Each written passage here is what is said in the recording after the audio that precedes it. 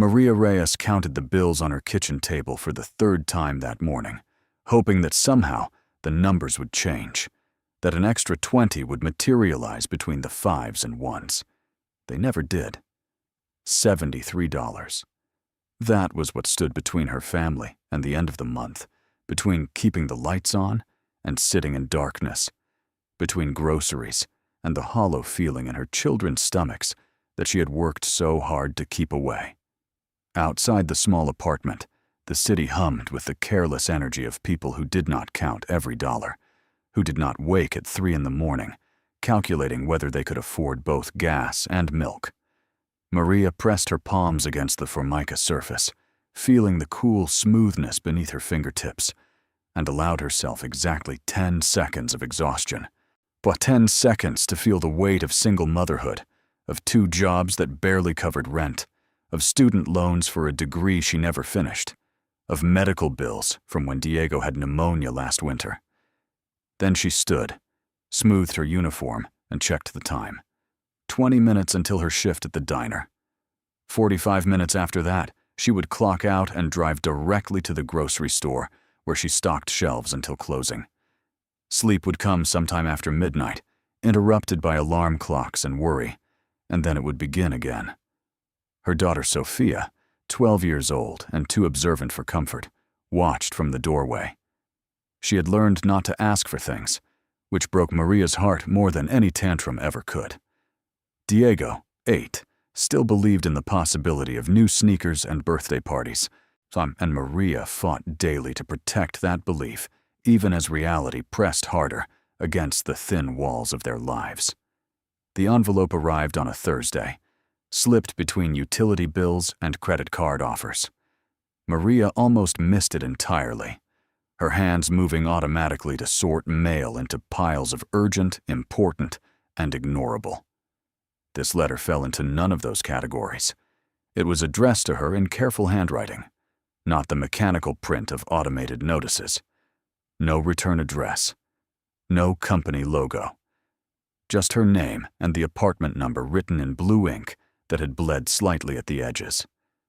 She opened it standing by the counter, still wearing her coat, too tired to sit. Inside was a single sheet of paper and a photograph. The paper contained 3 sentences that made no immediate sense. Your grandfather, Rafael Valdez, has passed. The estate requires settlement. Contact Whitmore and Associates regarding property transfer.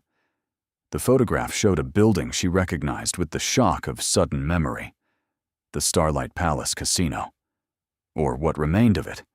She had seen it exactly once in her childhood, driving past with her mother, who had pointed and said nothing more than, "That was your grandfather's dream. It died with him." Maria had been 7. She remembered gold letters spelling out a name, neon signs promising fortune, the architectural grandeur of something built to impress. The photograph showed none of that glory. The casino in the image was a corpse, its facade crumbling, windows boarded or shattered, the parking lot cracked and overtaken by weeds. A red condemnation notice dominated the entrance like a scar. She read the letter again, slower this time. Rafael Valdez, her grandfather, a man she had never met, whose name her mother had spoken perhaps 3 times in Maria's entire life, always with bitterness, always in the past tense. Maria had assumed he was dead long ago, his memory buried alongside whatever family connection they had once possessed. The law firm's phone number sat at the bottom of the page. Maria stared at it, while Sophia microwaved leftover rice, and Diego complained about homework. She should ignore this. Experience had taught her that unexpected letters rarely brought good news. Estate settlement in her world meant bills someone else had died owing, responsibilities passed down like genetic debt. But the photograph held her attention. That ruined building, forgotten and condemned, represented something her grandfather had built, had owned, had left behind. Even in its decay, it spoke of ambition that had existed before her mother's silence, before Maria's own struggles, before everything had narrowed to counting $73 on a kitchen table. She called the number during her lunch break the next day, standing in the alley behind the diner, where cell phone reception flickered, but held.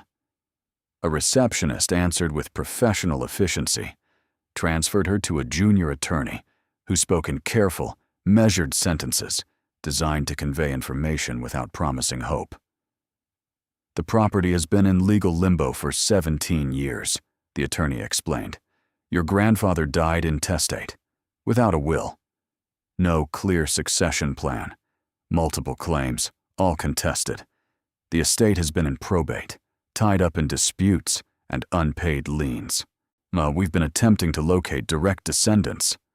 Why? Maria asked, her voice sharper than intended. What's left to inherit?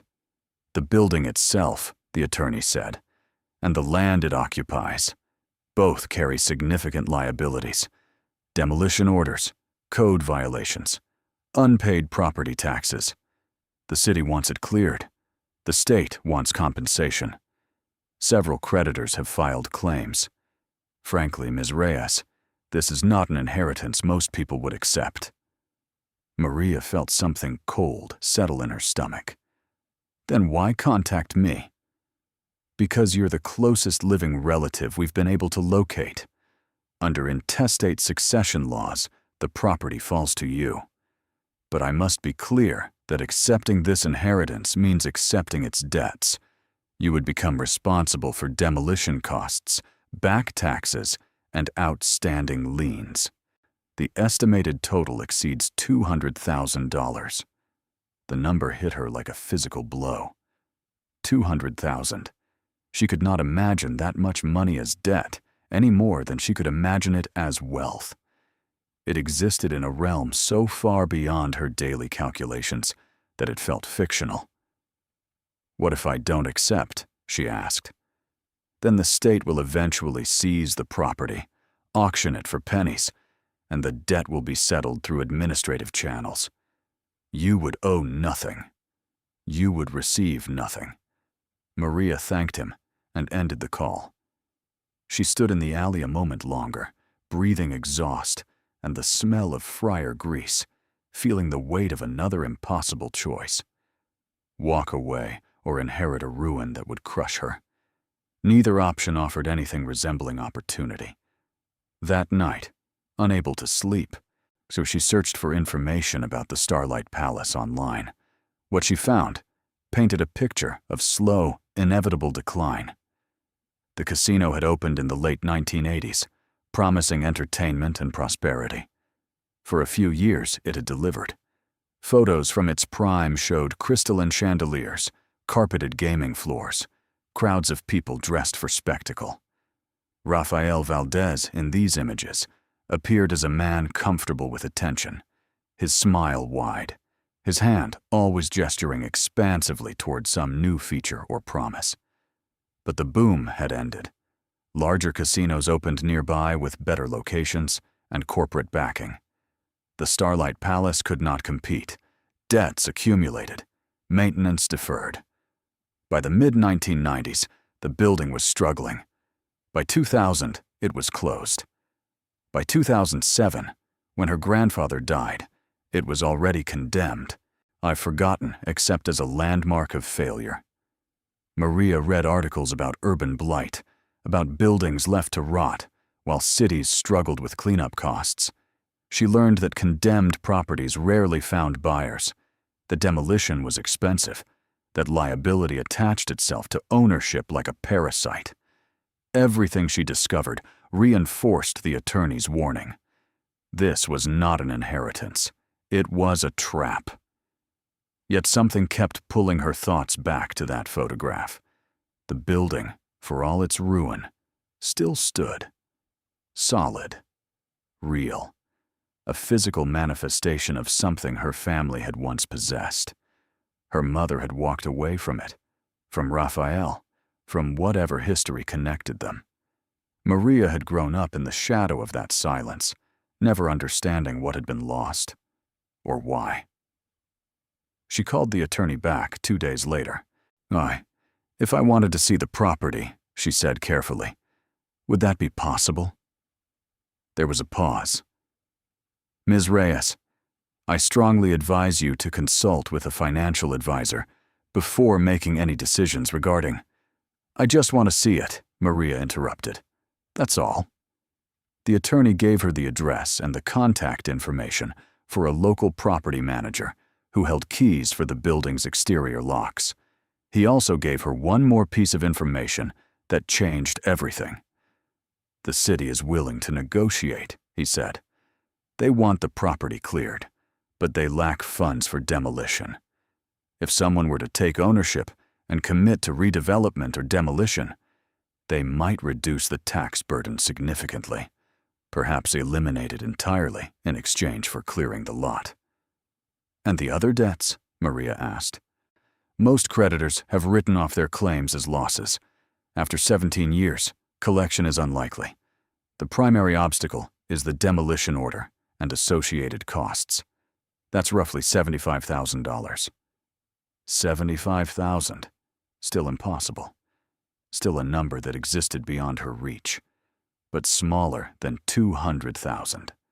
Small enough to feel almost hypothetical rather than crushing. She drove to the property that Saturday, borrowing her coworker's car with the promise of a full tank on return. Diego and Sofia came with her. Diego because he could not be left alone. Sofia because she refused to stay behind when her mother's expression suggested something important. They drove for 90 minutes, leaving the city's suburbs and entering a landscape of abandoned strip malls and scattered industrial buildings. The Starlight Palace sat at the end of a dead-end road, like a monument to miscalculation. Maria parked in what had once been the main lot, now more pothole than pavement. Up close, the building was larger than she had imagined, and more damaged. The facade still carried fragments of its original grandeur. Art Deco lines, tall windows, the ghost of gold lettering spelling out a name no one remembered. But those details competed with broken concrete, exposed rebar, and the aggressive creep of vegetation reclaiming what humans had abandoned. "What is this place?" Diego asked, his voice small. "Your great-grandfather built it," Maria said. "A long time ago." Sofia studied the building with the same careful observation she applied to everything. "Why did he leave it like this?"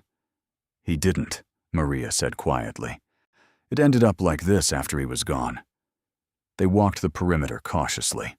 Warning signs declared the structure unsafe, trespassing forbidden. Maria had no intention of going inside.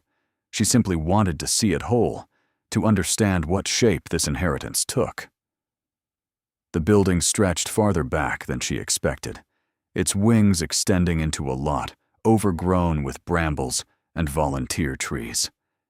Debris scattered everywhere, broken bottles, rotted wood, the skeletal remains of shopping carts, and abandoned furniture. Yet beneath the decay, the bones of the structure remained solid. The walls stood vertical. The roof, though missing sections, had not collapsed entirely. This was not a building on the verge of falling. It was a building refusing to fall, stubbornly enduring despite neglect and time. And Maria found herself imagining the work required to reclaim it. The dumpsters, the crews, the endless hours of demolition and removal. She had no idea how to organize such a project, no idea where to begin. The thought should have overwhelmed her. Instead, it sparked something unexpected. Not hope, exactly, but curiosity. The same stubborn curiosity that had kept her in school long past, when she should have dropped out.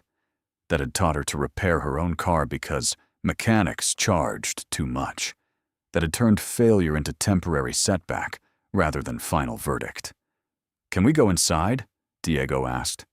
"No," Maria said firmly. "It's not safe." But even as she said it, she noticed something. A door along the side of the building, modern and recently installed, secured with a padlock that looked new compared to the decay around it. The property manager had mentioned that the building was periodically inspected for structural integrity and hazardous materials. This must be how inspectors accessed the interior. She took photographs from every angle, documenting the exterior condition. Sophia helped, pointing out details Maria might have missed. Graffiti layered over older paint, a section of wall where water damage had created patterns like abstract art, a loading dock where weeds grew through cracks with the determination of things that refused to be stopped.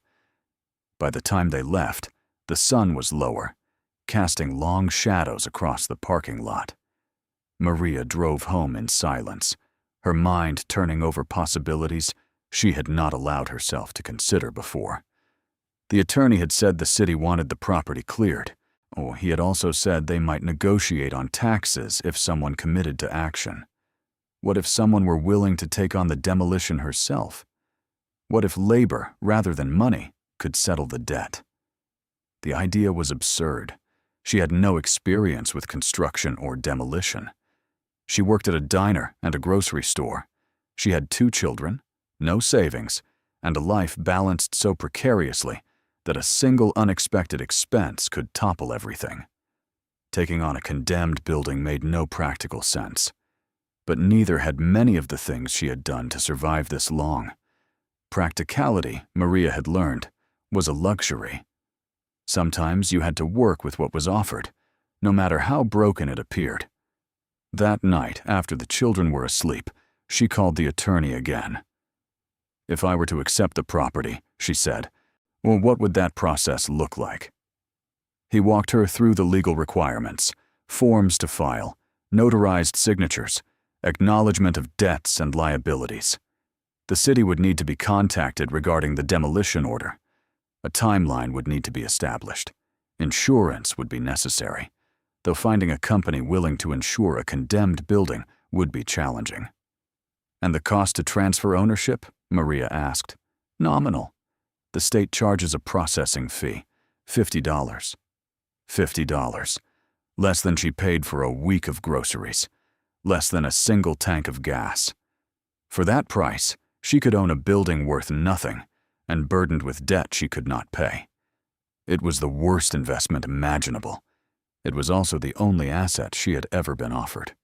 She made her decision the way she had made every difficult decision in her life, by asking herself whether she would regret inaction more than failure. The answer came immediately. Walking away meant accepting that she would always live at the edge, always counting dollars, always one emergency from disaster. Accepting the building meant risk, but risk implied possibility. Even if that possibility was small, even if it existed mostly in her imagination, it was more than she had standing in place. "I'll accept it," she told the attorney. "Send me the paperwork." There was a long pause on the other end of the line. "Ms. Reyes, I feel obligated to repeat that this property carries substantial—" "I understand," Maria said. "Send the paperwork." The transfer took 3 weeks to finalize. During that time, Maria told no one except her closest friend, Carmen, who worked alongside her at the grocery store.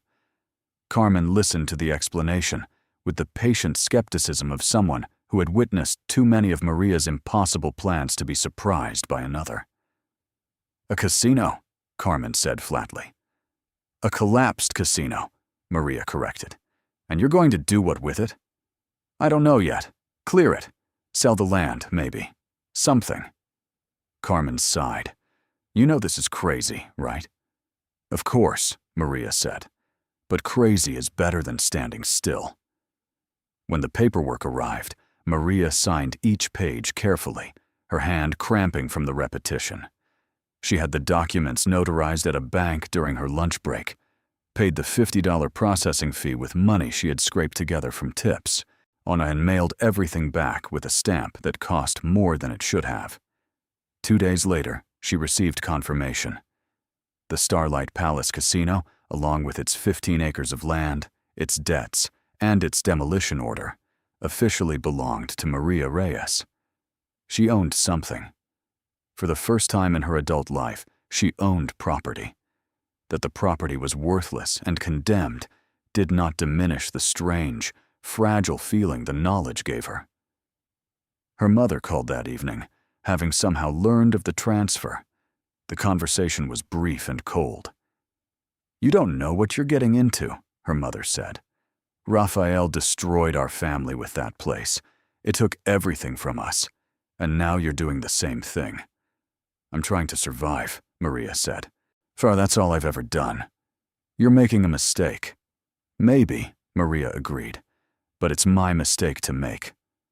After the call ended, she sat with Sofia and Diego and explained, as simply as she could, what she had done.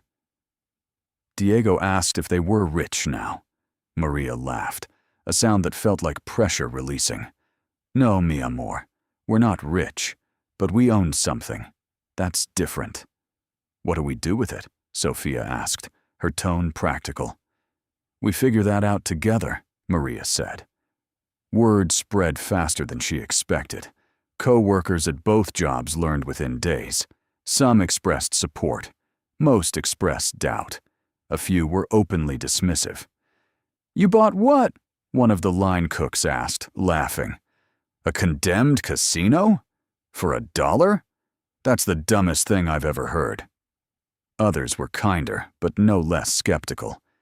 "What's your plan?" they asked, and Maria had no good answer. Her plan was to work, to save what she could, to visit the property and learn its secrets slowly. Her plan was motion rather than strategy, forward momentum even when the destination remained unclear. The mockery stung more than she wanted to admit. At the grocery store, a manager made a joke about her opening a casino in the break room, dealing cards between shifts. At the diner, a regular customer asked if she was planning to become a real estate mogul with her $50 fortune. Each comment carried an edge, a reminder that people like Maria were not supposed to own things, were not supposed to take risks, were not supposed to imagine themselves as anything other than what they already were. But Maria had spent years being underestimated, and she had learned that other people's doubt often said more about their own limitations than hers. So she smiled, she nodded, she let them think what they wanted. And in the quiet hours when she was alone, she allowed herself to imagine possibilities they could not see. The first Saturday after the transfer finalized, Maria returned to the Starlight Palace alone. She had arranged for Carmen to watch Diego and Sofia, offering an extra shift in trade.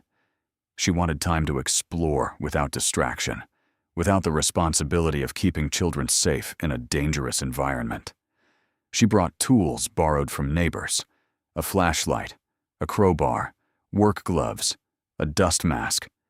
She wore clothes she could afford to ruin, and boots thick enough to protect her feet from nails and broken glass. The property manager had given her keys to the newer locks, and she carried them like talismans, proof that access was no longer trespassing, but ownership. The morning was cold and overcast, the kind of weather that made abandoned places look even more forsaken. Maria parked in the same spot as before and sat for a moment, gathering her resolve. The building looked no better in daylight, no less intimidating, but it was hers. That simple fact changed everything. She approached the side door, the one with the modern lock. The key turned easily, and the door opened with a low groan of hinges that had not been used frequently. Beyond lay darkness, cut by thin streams of light filtering through gaps in boarded windows. Maria switched on her flashlight and stepped inside. The interior smelled of damp and decay, of wood rotting slowly and concrete absorbing years of moisture. The beam of her light revealed a long corridor, its walls streaked with water damage, its floor covered in debris. Pipes ran along the ceiling, some intact, others sagging or broken. Electrical boxes hung open, their wiring exposed like entrails. Maria moved slowly, testing each step before committing her weight. She had no desire to fall through a floor or trigger a collapse. The corridor led to what must have once been the main gaming floor, a vast space broken by structural columns and filled with shadows. Enough light entered through broken windows to reveal the shape of the room without illuminating its details. She stood at the threshold and swept her flashlight across the space. Tables still stood in places, warped and covered in grime. Chairs lay scattered, their upholstery rotted. The carpet, once probably red or gold, had faded to a colorless mat of fibers, hosting mold and standing water in low spots. Along one wall, the remnants of slot machines sat like abandoned monuments to a faith no one remembered. It was worse than she had imagined, and somehow not as devastating as she had feared. Yes, the building was ruined. Yes, the work required to restore it would be monumental. But the space was vast, the ceilings high, the bones of the architecture still elegant beneath the decay. This had been a place designed to inspire awe, and traces of that intention remained visible even now. Maria walked deeper into the gaming floor, her footsteps echoing. She noticed patterns in the damage that suggested causes. Water had entered through the roof in specific places, creating zones of severe deterioration. Other areas, protected from the weather, showed less damage. Some sections of the building might be salvageable. Some would need to be demolished entirely. As she explored, she began to develop a mental map of the space. The main floor opened to secondary rooms, a bar area, its shelves empty, its counter cracked. A lounge with a stage where performers had once entertained. Offices along the back wall, their doors hanging open, their contents long since removed or destroyed by vandals. Everything of obvious value had been stripped away years ago.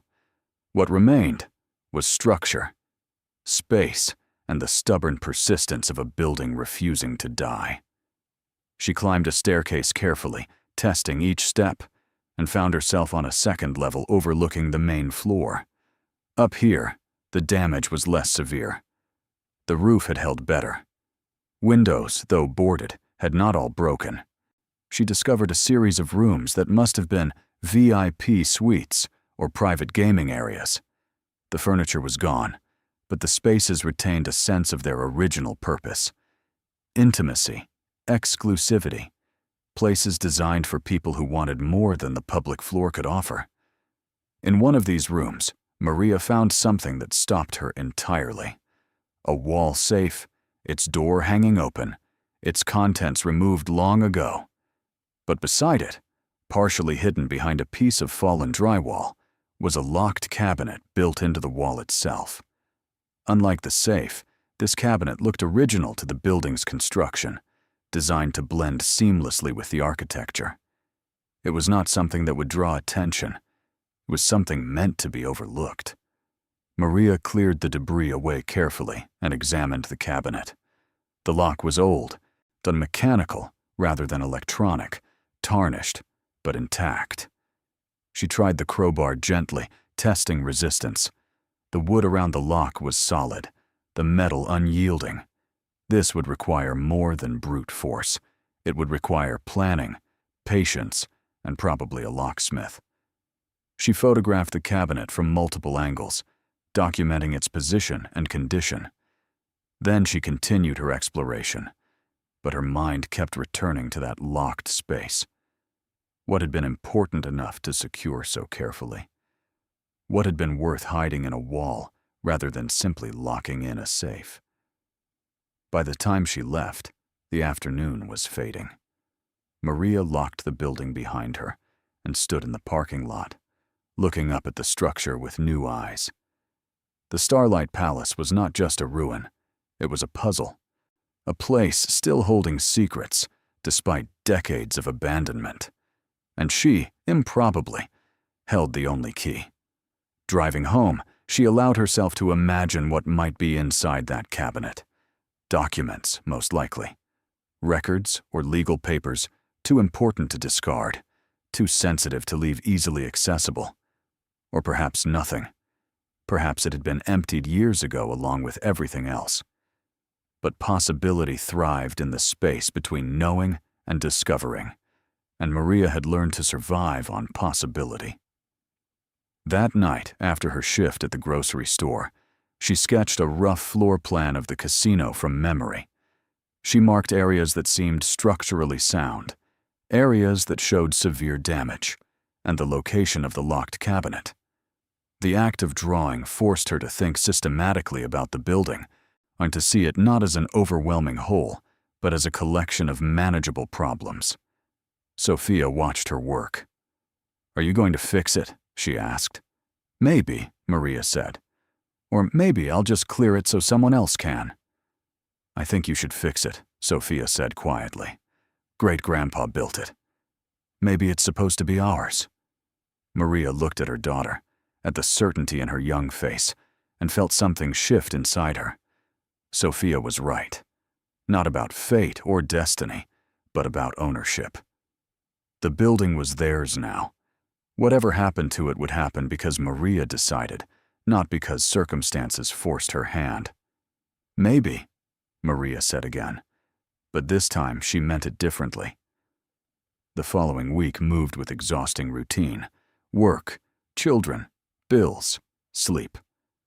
But underneath the surface monotony, Maria's thoughts circled constantly back to the casino. She researched demolition costs and found them even higher than the attorney had estimated.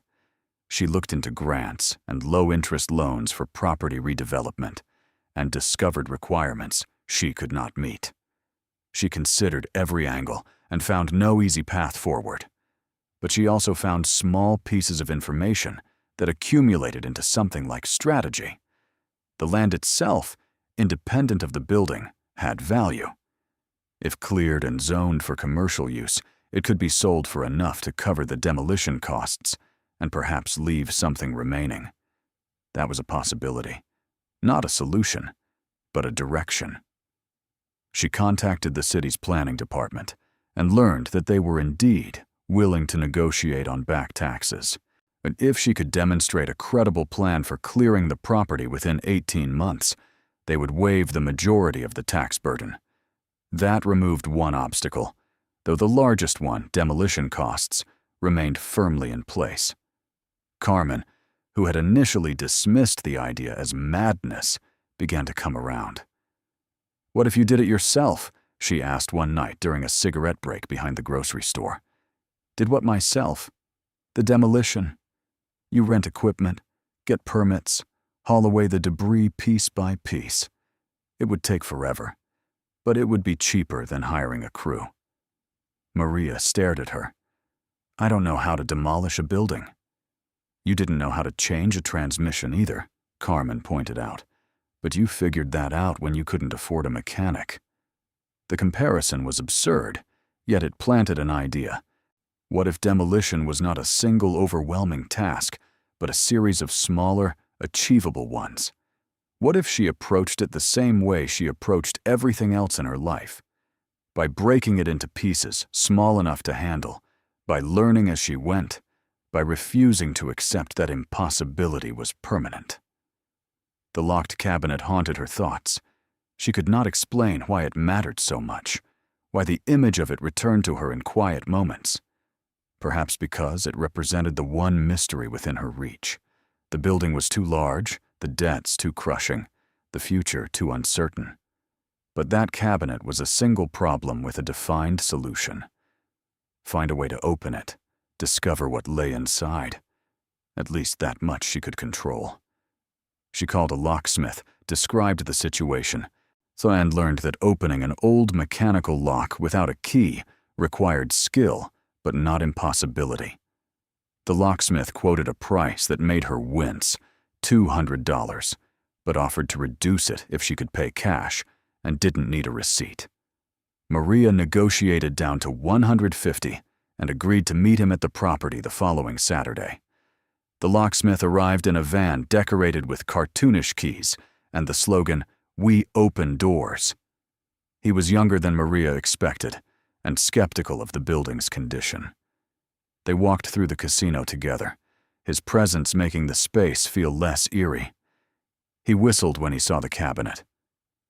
"Original construction," he said. "Beautiful work. They don't make them like this anymore."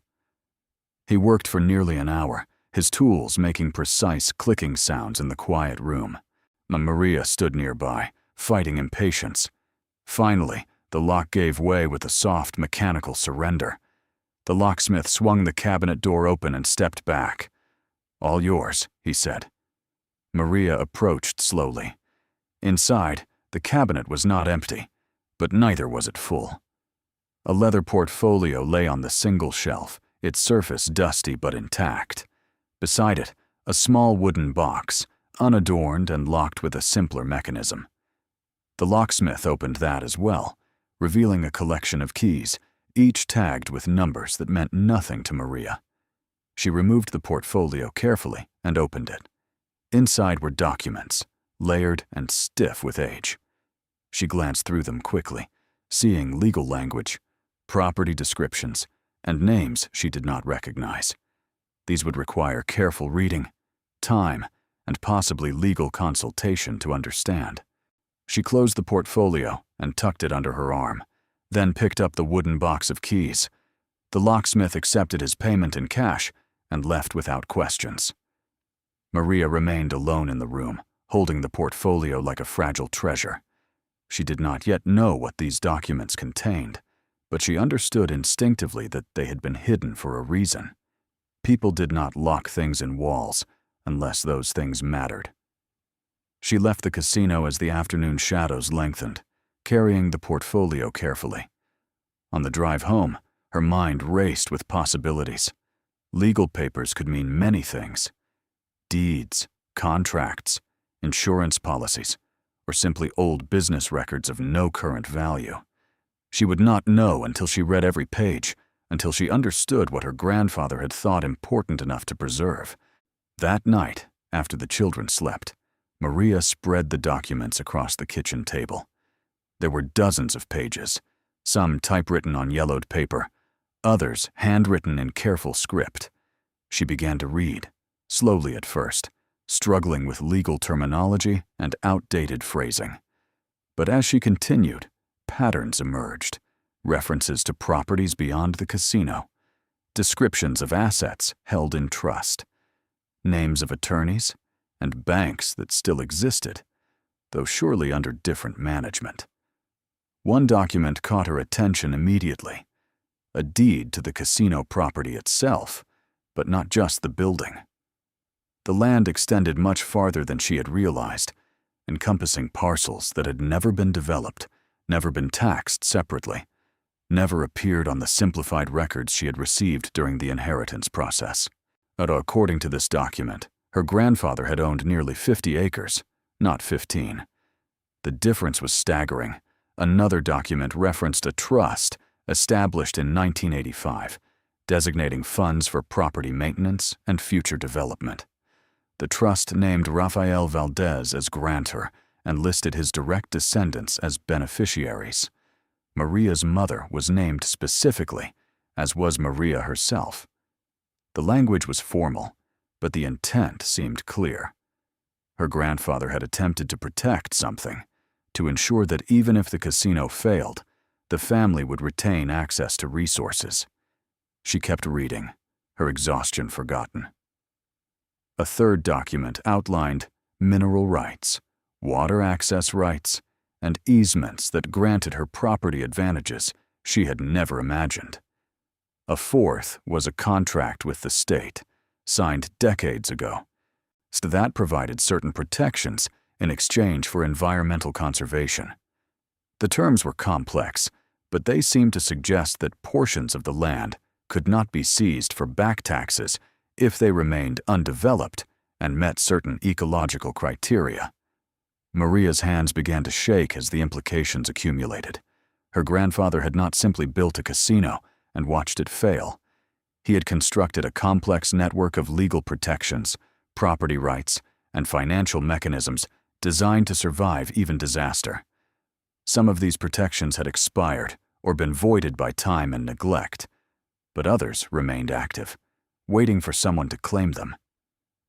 At the bottom of the stack, she found a letter. Unlike the legal documents, this was personal, written in the same careful handwriting that had addressed the envelope sent to her. It was dated 2 weeks before her grandfather's death. The letter began simply, "To whoever finds this." It explained that Raphael had known the casino was failing, that debts would overwhelm the property, that his death would likely trigger a legal chaos he could not prevent. But he had tried to prepare for that chaos. He had hidden documents that lawyers might seize or family members might destroy in anger. He had placed protections that would activate only when someone cared enough to look. "I built this place for my family," the letter continued, "but family broke against it like waves against stone. I do not blame them. I blame myself for believing that success could substitute for presence, that a building could replace a father. But I do not want my mistakes to define what remains. If you are reading this, it means someone still cares enough to look. That is enough. That is everything." Maria read the letter 3 times, tears blurring her vision. Her grandfather had been a stranger, yet these words felt intimately familiar. The regret, the hope, the stubborn belief that effort mattered even when outcomes remained uncertain. She recognized that mindset because she lived it every day. She gathered the documents carefully and placed them back in the portfolio. Tomorrow she would contact an attorney, someone who could interpret the legal complexities and advise her on next steps. But tonight, she allowed herself to sit with the discovery. The building she had inherited was not merely a condemned structure with debts. It was the centerpiece of something larger, more complex, more valuable than anyone had realized. Maria thought of the people who had mocked her decision, who had called her foolish for accepting what appeared worthless. They had seen only the surface, only the obvious failure. They had not imagined that value could be hidden, that persistence could uncover what impatience missed. She had learned long ago that underestimation was often a failure of imagination in others, not a reflection of reality. As she finally prepared for bed, exhausted but unable to sleep, Maria returned to the kitchen one more time. She looked at the stack of bills still waiting to be paid, at the $73 that had become $62, then at the portfolio holding documents that might change everything. She could not yet see the path from here to security, from discovery to transformation, but she could see the next step, and the next step was enough. Maria woke to sunlight pressing through thin curtains and the disorienting sensation of having slept too deeply. She reached for her phone and saw that she had overslept by 20 minutes, her alarm somehow silenced or ignored in exhaustion. Diego was already awake, watching cartoons with the volume low, and Sophia had made herself cereal without being asked. The morning routine felt suspended, time moving differently because Maria's mind was still tangled in documents and possibilities that had kept her awake until well past 3. She moved through breakfast mechanically, her thoughts returning again and again to the portfolio, now hidden in her bedroom closet. The legal language had been dense, difficult to parse without expertise, but certain phrases had burned themselves into her memory. An irrevocable trust, mineral rights, conservation easement, beneficiary designation. Each term carried weight she did not yet fully understand, but recognized as significant. At work, she found herself distracted.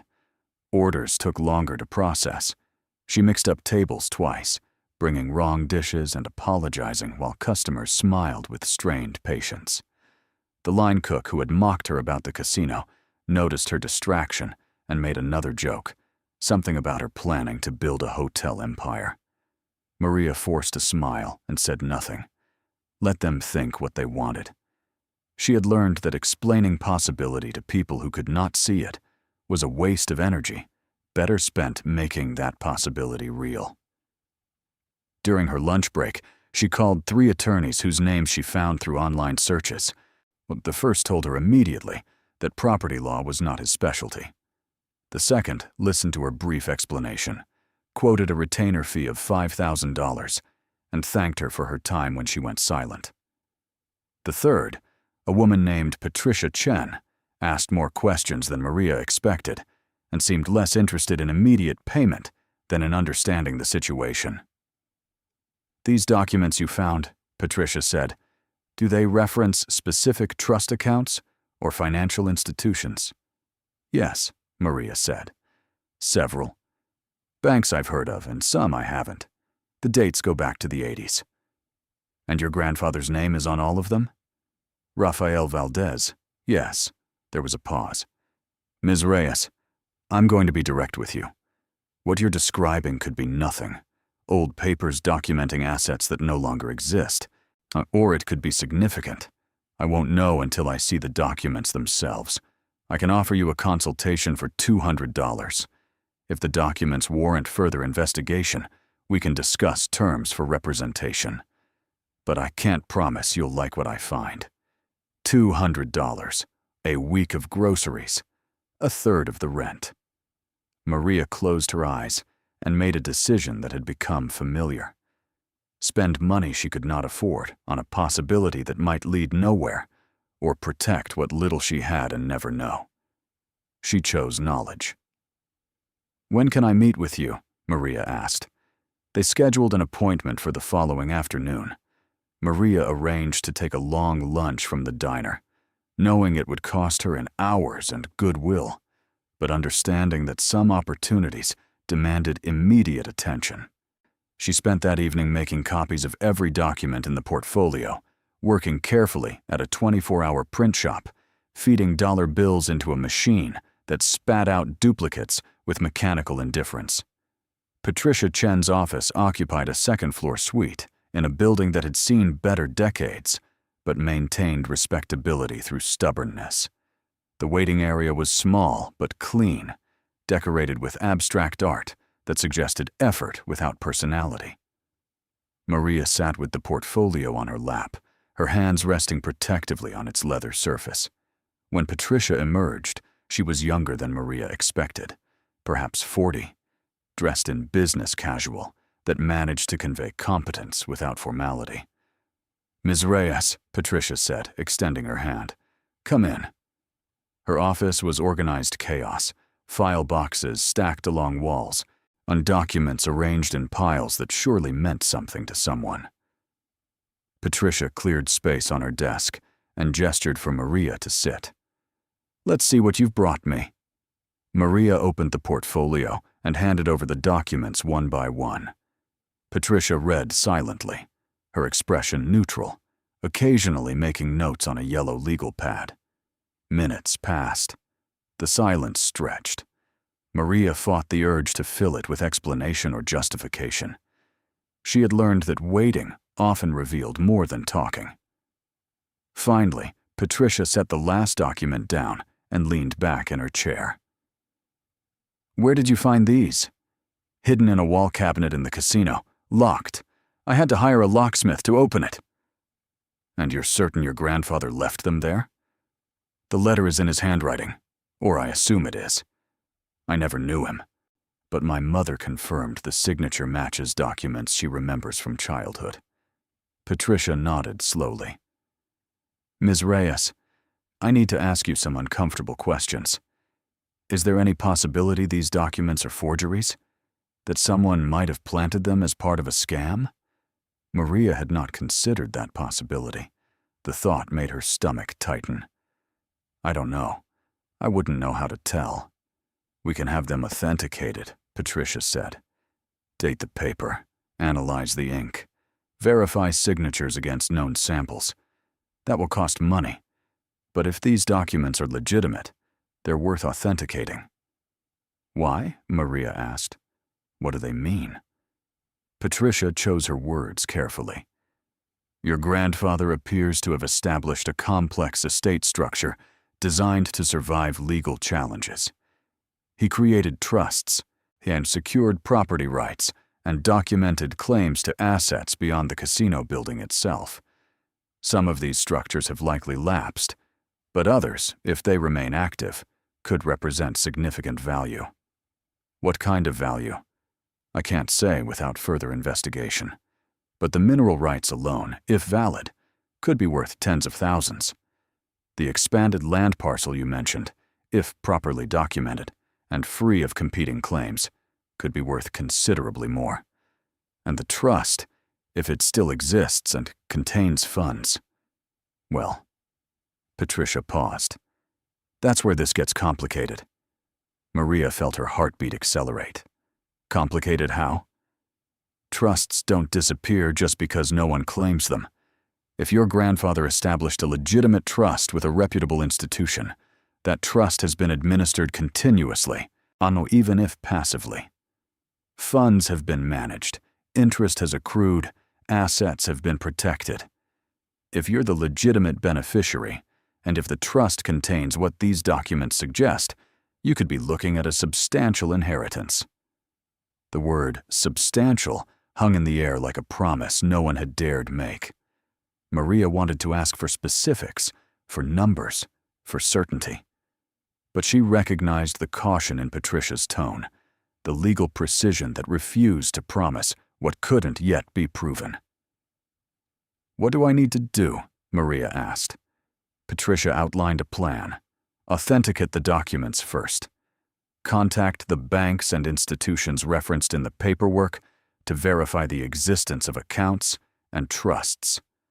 File legal claims as a direct descendant and legitimate heir. Navigate the probate process, which would take months at minimum. Each step required time, money, and patience. Each step carried no guarantee of success. "I'll be honest," Patricia said. "This could end with you discovering these documents reference assets that were liquidated decades ago. Or it could end with you inheriting something meaningful. I won't know until we dig deeper. But what I can tell you is that your grandfather went to considerable effort to protect something. People don't hide documents in walls unless they believe those documents have value." Maria signed a retainer agreement for $1,500, a number that made her want to weep, but which Patricia explained was minimal for this type of work. Maria negotiated a payment plan, 3 installments over 3 months, and promised the first payment within a week. She left the office feeling simultaneously hopeful and terrified, nor aware that she had just committed money she did not have to a possibility that might evaporate under scrutiny. The authentication process began immediately. Patricia sent the documents to a forensic specialist who analyzed paper composition, ink chemistry, and handwriting characteristics. The results returned within 10 days. Everything was consistent with documents created in the late 1980s. The paper matched production standards from that era. The ink had aged naturally. The signatures matched known samples of Rafael Valdez's handwriting from his casino licensing applications. The documents were genuine. Patricia then began contacting financial institutions. Some had changed names or been absorbed by larger banks. Others had closed entirely, their records transferred to state archives. But slowly, piece by piece, a picture emerged. The trust her grandfather had established did exist. It had been administered continuously by a regional bank that still operated, though under different ownership. The account had remained untouched because no one had filed a valid claim as beneficiary. "How much is in it?" Maria asked during a phone call that found her standing behind the diner during her break, voice low to avoid being overheard. "I don't have exact figures yet," Patricia said. "The bank is being cautious. They need to verify your identity and relationship to the grantor. But they've confirmed the trust exists and contains assets. We're talking about decades of managed funds, Ms. Reyes. Even modest initial deposits would have grown considerably." Maria pressed her hand against the brick wall beside her, needing something solid. "Give me a number, on a rough estimate." "I won't speculate," Patricia said firmly. "But I'll say this, it's enough to matter." The mineral rights proved more complex. The documents indicated that Raphael had secured rights to gravel, limestone, and potentially natural gas deposits beneath the property. Those rights had never been exercised, but neither had they been sold or relinquished. A geological survey from 1987, tucked between other papers, indicated commercial quantities of limestone suitable for construction aggregate. Patricia hired a consultant to assess current market value.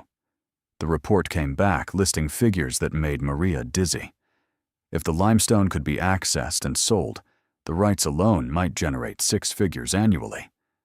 The expanded land parcel was perhaps the most immediately valuable discovery.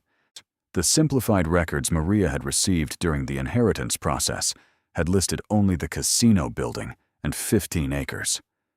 But the original deed showed 53 acres, much of it wooded and undeveloped. That additional land had been classified separately for tax purposes, protected under a conservation easement that exempted it from standard property taxes in exchange for restrictions on development. Patricia contacted the county assessor's office and discovered that the additional parcels had never been transferred during the probate confusion following Raphael's death. They remained registered to his name, untaxed because of the conservation designation, overlooked because they generated no revenue and required no maintenance. Legally, they belonged to his estate. Practically, they had been forgotten. For this land, Patricia explained during a meeting in her office, is now prime for development. The conservation easement expired 2 years ago when the original 30-year term ended. The parcels can be subdivided, rezoned, and sold. At current market rates for rural land near the highway corridor, you're looking at approximately $12,000 per acre for the developable portions. Maria did the math silently. 38 acres, if all proved developable, multiplied by 12,000. More than $400,000. The number was so large it felt abstract, like hearing about wealth in a language she did not speak. But Patricia was not finished. The casino building itself, even in its current condition, sits on land that has value independent of the structure.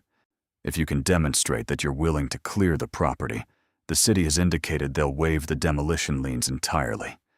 That removes your primary liability. The building becomes a cleanup project, rather than a debt. And the trust? Maria asked, almost afraid to hear the answer.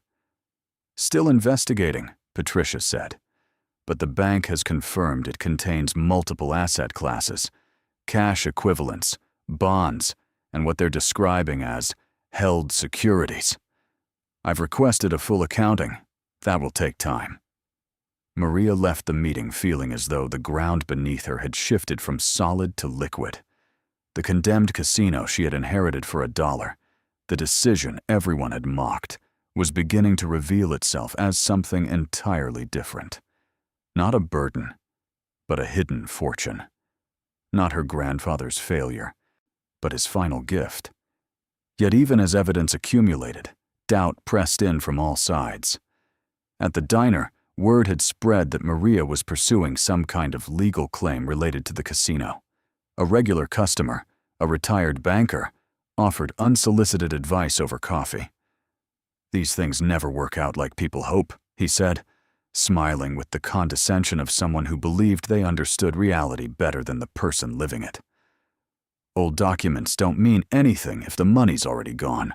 You're throwing good money after bad." At the grocery store, the evening manager called Maria into the office. "I'm hearing you might be coming into some money," he said. His tone suggested concern, but his eyes held something else. "Just want to make sure your priorities are straight. This job pays your bills right now. Or no, don't quit chasing dreams before they're real." Maria assured him she had no intention of quitting, but the warning felt like pressure, like a hand pushing down on someone trying to rise. It was the same pressure she had felt her entire adult life, the message that people like her were supposed to accept their circumstances rather than transform them. Her mother called again, her voice tight with frustration. Everyone is talking about this, she said. You're making our family look foolish. Raphael's casino destroyed us once. Why are you inviting that destruction back? Because it's not destruction anymore, Maria said quietly. It might be opportunity. You don't understand what he was like, her mother said. He made promises he couldn't keep. He built that place on borrowed money and borrowed time. When it collapsed, it took everything. Our home, our savings, any chance at normal life. I spent years rebuilding from that. And now you're doing the same thing he did, believing in something that isn't real. The documents are real, Maria said. The trust is real. The land is real. Until they're not, her mother said. Until some lawyer explains why you can't actually have what you think you're owed. Then you'll be exactly where I was, except with 2 children watching you fail. The conversation ended without resolution, leaving Maria alone with her mother's fear and her own uncertainty. Late that night, she returned to the casino. She told herself she was checking the property, making sure no one had vandalized or trespassed. But really, she needed to see it again, to stand inside the building and remind herself why she was fighting. The main gaming floor looked no different than before, still cavernous and damaged, still smelling of moisture and decay. But Maria's perception had changed. She no longer saw only ruin. She saw space with potential. Structure that could be repurposed or removed. Land that extended far beyond the building's walls, holding value that required only recognition to become real. She walked to the VIP room where she had found the hidden cabinet. The door still hung open, the cabinet empty now except for dust.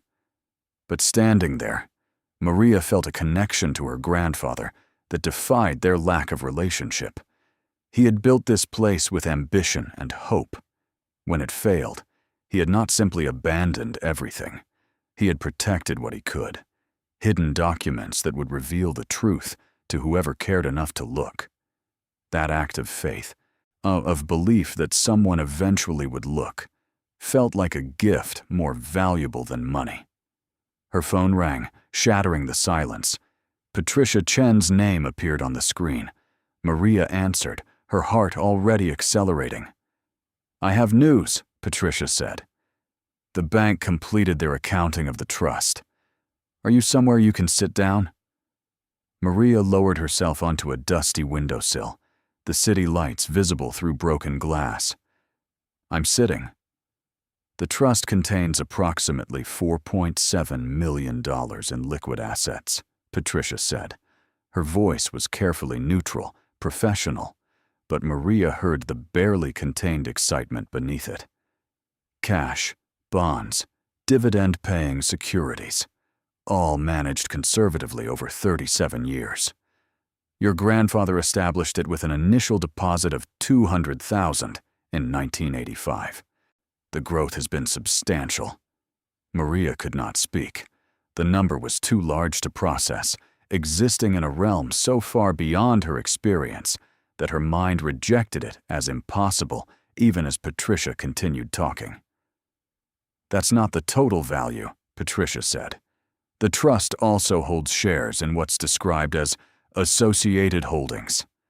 I'm still investigating what that means, but the preliminary indication is that your grandfather had partnerships or investments beyond the casino itself. If those holdings still exist, if they have value, we could be looking at considerably more." "How much more?" Maria managed to ask. "I don't know yet.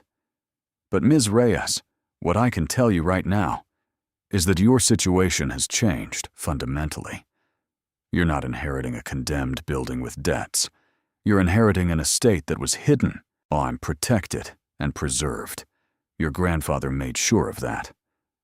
After the call ended, Maria sat in the darkness of the ruined casino, tears streaming down her face. Not tears of joy, exactly, but of overwhelming emotion too complex to name. Relief, certainly. Vindication. But also grief for a man she had never known. gratitude for his foresight, and a strange sense of destiny, as if every struggle in her life had been preparing her for this moment.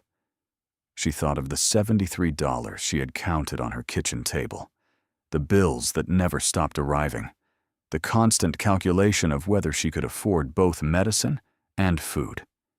She thought of her children sleeping in a small apartment where the heat sometimes failed, where dreams were constrained by reality's harsh mathematics. And she thought of her mother's warning, and of everyone who had told her. This was foolish, impossible, a mistake. They had been wrong. Not about the difficulty or the risk, but about the outcome. Value existed where they could not see it. Her grandfather had made sure of that, and Mariah had been stubborn enough to look. She stood and walked through the casino one more time, her footsteps echoing across the empty gaming floor. Tomorrow, she would have to navigate the complex legal process of claiming the trust, of proving her identity as beneficiary, of satisfying the bank's requirements. Tomorrow, there would be paperwork and procedures, delays and verification. But tonight, she allowed herself to simply feel the weight lifting, the impossible becoming possible, the future opening like a door she had not known existed. As she locked the casino behind her and walked to her car, Maria noticed something she had missed before. The parking lot, cracked and overgrown, extended much farther than necessary for the building's size. It stretched into the distance, encompassing the additional acres her grandfather had protected. In daylight, it looked like wasted space, but now, in darkness, she could imagine it differently. Not as emptiness, but as potential. Land that could be sold, developed, transformed into something that generated value rather than simply occupying space. The drive home felt different. The roads were the same, the traffic lights unchanged, the landscape familiar. But Maria moved through it all with a new awareness. She was no longer just a single mother working 2 jobs to survive. She was also the heir to a fortune hidden so carefully that even her family had not known it existed. The transition between those 2 identities felt fragile, conditional on legal processes and bureaucratic approval. But it was real. That much she knew. At home, she checked on her children, both sleeping soundly. Sophia's math homework lay on the kitchen table, completed neatly. Diego's shoes sat by the door, where he had kicked them off, still muddy from playing outside. These small, ordinary details filled Maria with sudden emotion. Their lives were about to change. Not immediately, not tomorrow, but soon. The constant pressure, the endless worry, the calculations that governed every decision, all of it would ease. She wanted to wake them, to share the news, to let them know that their mother had not been foolish after all. But she restrained herself. Children did not need to carry adult knowledge before it became necessary. They would learn soon enough. For now, she let them sleep in the innocence of not knowing how close they had been to disaster or how far they might now travel from it. In her bedroom, Maria opened the portfolio one more time and reread her grandfather's letter. I built this place for my family, but family broke against it like waves against stone. She understood that now. The casino had demanded too much, had consumed Raphael's attention and resources until nothing remained for the people who should have mattered most. But in the end, he had tried to make amends. Not perfectly, not in time to repair broken relationships, but as best he could. The next morning brought reality back with familiar insistence. Bills still waited. Work still demanded her presence. The diner needed her at 7, the grocery store at 3. She moved through both shifts, feeling split between worlds, one foot still planted in the struggle she knew, the other stepping tentatively toward a future she barely dared imagine. But something had shifted visibly enough that others noticed. The line cook who had mocked her asked if she had won the lottery. A customer commented that she seemed different, lighter somehow. Even Sophia asked at dinner if everything was okay, her tone suggesting she knew something had changed, even if she could not identify what. "Everything's going to be okay," Maria said, and meant it for the first time in years. Patricia worked with relentless efficiency over the following weeks. She filed claims with the trust, submitted documentation proving Maria's identity and relationship to Rafael Valdez, and navigated the bank's verification procedures. Once she contacted the state's unclaimed property division regarding the mineral rights and initiated the legal process of consolidating the scattered land parcels into a single clear title. Each step generated paperwork, required patience, and moved frustratingly slowly. But each step also confirmed that the discovery was real, that the fortune existed, that Maria's inheritance was not a dream, but a documented fact, waiting for bureaucracy to acknowledge it. The bank required a DNA test to confirm Maria's biological relationship to Rafael. She provided a sample, feeling strange about proving her connection to a man she had never met. The results came back unambiguous. She was his granddaughter, direct line of descent, legitimate heir under intestate succession laws. The bank accepted the finding and began the process of transferring trust administration to Patricia as Maria's legal representative. During this time, pressure intensified in unexpected ways. A man appeared at the diner, introducing himself as a real estate investor interested in buying the casino property. He offered $50,000, cash, immediate closing. The number was laughably low compared to what Maria now understood the property was worth, but it revealed that word had spread. Someone, somewhere, had recognized that the casino held value beyond its condemned appearance. "I appreciate the offer," Maria said politely, "but I'm not selling." The man's smile tightened. "I'd reconsider if I were you. That property has liabilities, legal complications. Sometimes taking cash now is smarter than waiting for maybe later." The words carried an edge that made Maria uncomfortable. She declined again, more firmly this time, and watched him leave with a sense of unease. That afternoon, she received a letter from a law firm she did not recognize, claiming to represent creditors with liens against the casino property.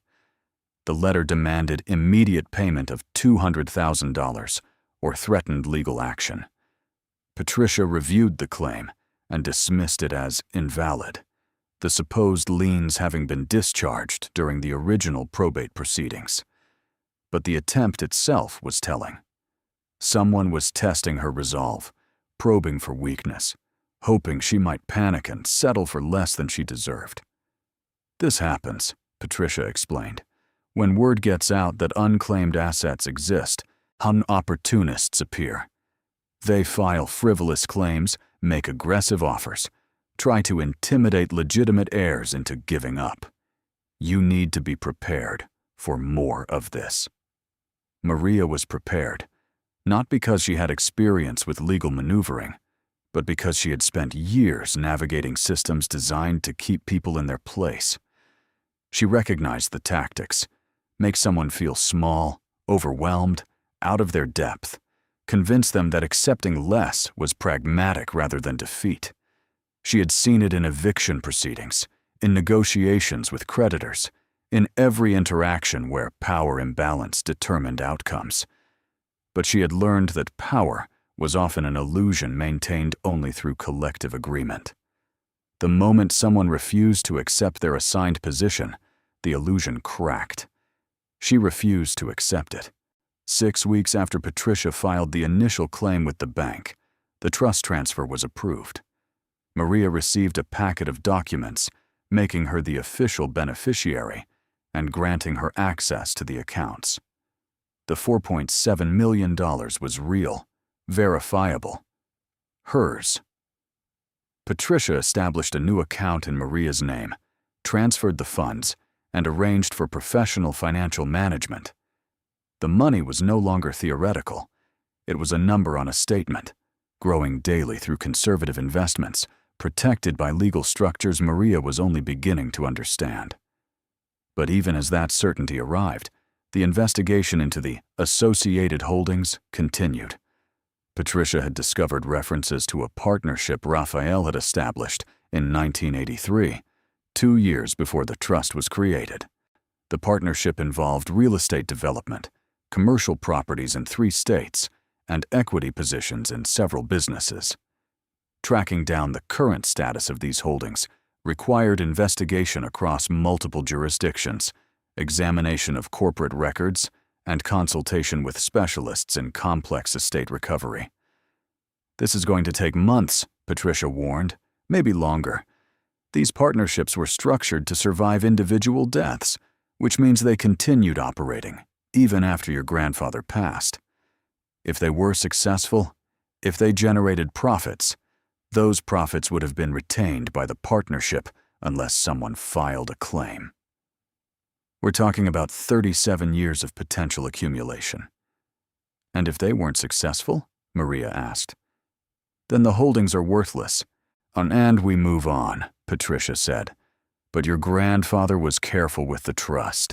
He protected it well. That suggests competence, planning, intelligence. Men who structure trusts that survive 4 decades usually make smart business decisions elsewhere, too." The investigation uncovered a trail of corporations, subsidiaries, and holding companies that formed a web of interconnected assets. Rafael Valdez had not simply owned the Starlight Palace Casino. He had been a partner in a regional development group that acquired and operated commercial properties throughout the Midwest. When the casino failed, those other holdings had continued, managed by his business partners, who assumed Rafael's stake had been forfeited or transferred. It had not been forfeited. Rafael's partnership agreements included succession clauses that transferred his equity to his designated heirs upon death. His death in 2007 should have triggered that transfer. But because his estate was in probate chaos, and because no one filed a proper claim, the transfer never occurred. His equity simply remained frozen, listed on corporate books, but never distributed, generating value that accumulated year after year with no one to claim it. Patricia filed notices with each identified entity, asserting Maria's claim as Rafael's heir. The responses varied. Some companies acknowledged the claim and began their own verification processes. Others challenged it, arguing that 37 years of silence constituted abandonment of interest. One partnership offered an immediate buyout, a lump sum payment in exchange for Maria relinquishing any future claims. The amount they offered was substantial, more money than Maria had ever imagined possessing. But Patricia advised caution. "If they're offering that much immediately," Patricia said, "it suggests the actual value is considerably higher. They want to settle before you discover what you're really owed." Maria authorized Patricia to decline the buyout and pursue full accounting. The decision felt reckless, like refusing a certain sum in favor of a possibility that might evaporate. But Maria had learned to trust Patricia's judgment and her own instincts. Her grandfather had hidden value carefully, protected it thoroughly. He had not done so for modest amounts. He had done so because what he protected mattered. 3 months after the initial discovery, Patricia called with an update. "I've completed preliminary valuations on the major holdings," she said. "Ms. Reyes, you need to understand that what I'm about to tell you is based on current estimates. Final figures will require audits and detailed accounting, but the commercial properties your grandfather had equity in are still operating. They've appreciated significantly. His partnership shares, when properly valued and transferred, could be worth anywhere from $20 to $40 million. Maria sat down, the room tilting slightly. Combined with the trust, with the land, with the mineral rights, the total was approaching $50 million. The number was incomprehensible, so large it ceased to mean anything concrete. She had spent years calculating whether she could afford a $10 purchase, and now she was being told she might inherit $50 million. There's more, Patricia continued. One of the partnerships developed a retail complex that was sold in 2015. Your grandfather's share of that sale, which was never distributed, has been held in an escrow account earning interest. That alone is worth approximately $7 million. And there are additional holdings I'm still investigating. Ms. Reyes, your inheritance is not just substantial. It's extraordinary. After the call ended, Maria walked through her apartment in a daze. She looked at the peeling paint, the cheap furniture, the bills on the table that suddenly seemed absurd in their insignificance. Everything she had worried about, everything that had constrained her life, was about to become irrelevant. The transformation was so complete, so absolute, and that she could not yet process it emotionally. Intellectually, she understood the numbers. But emotionally, she still felt like a single mother counting $73 and hoping it would be enough. That evening, she told Sophia and Diego. She kept the explanation simple, avoiding numbers that would mean nothing to them. We inherited money from your great-grandfather, she said. Enough that things are going to get better. Easier. Diego asked if they could get a dog. Sophia asked if Maria would quit her jobs. Both questions made Maria laugh, the sound high and slightly hysterical. Yes, they could get a dog. Yes, she would quit both jobs. Yes, everything they had gone without, everything that had been impossible, would now become possible. But even as she answered, Maria felt the weight of responsibility settling onto her shoulders. This was not just money. It was the culmination of her grandfather's life, his attempts to build something that would outlast his failures. It was an opportunity to break cycles of poverty that had defined her family for generations.